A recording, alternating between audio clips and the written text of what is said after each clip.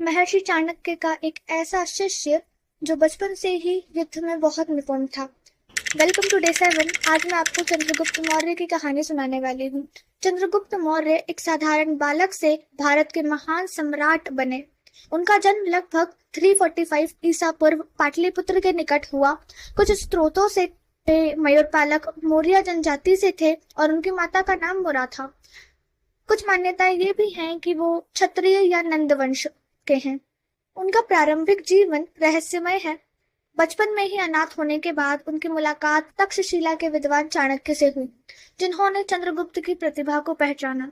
चाणक्य, जो नंद वंश के अत्याचारों से क्रुद्ध थे, वे चंद्रगुप्त को युद्ध कला, राजनीति और अर्थशास्त्र की शिक्षा देते हैं। चाणक्य की रणनीतियों के साथ चंद्रगुप्त ने 321 ईसा पूर्व में मगध पर आक्रमण किया।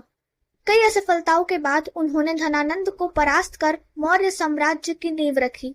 इसके बाद उन्होंने छोटे राज्यों को एकजुट कर एक विशाल साम्राज्य बनाया, जो हिंदू कुश से बंगाल और दक्षिण में कृष्णा नदी तक फैला। चंद्रगुप्त की सबसे बड़ी सैन्य उपलब्धि थी सिकंदर के उत्तराधिकारी सेल्यूकस निकेटर को 305 ईसा पूर्व में हराना। संधि के तहत चंद्रगुप्त ने सेल्यूकस की पुत्री हेलेन से विवाह किया और विशाल भूभाग प्राप्त किया। यूनानी राजदूत मेगस्थनीज ने उनकी सेना को 6 लाख पैदल सैनिक, 30,000 घुड़सवार और 9,000 हाथियों का बताया।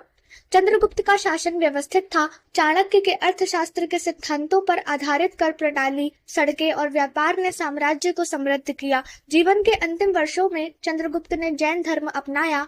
298 ईसा पूर्व में उन्होंने अपने पुत्र बिंदुसार को सिंहासन सौंपा और श्रवण बेलगोला में तपस्या की। वहां उपवास द्वारा उन्होंने देह त्याग दी। चंद्रगुप्त मौर्य की कहानी साहस, बुद्धिमत्ता और चाणक्य के मार्गदर्शन से भारत को एकजुट करने वाले पहले सम्राट की अमर गाथा है।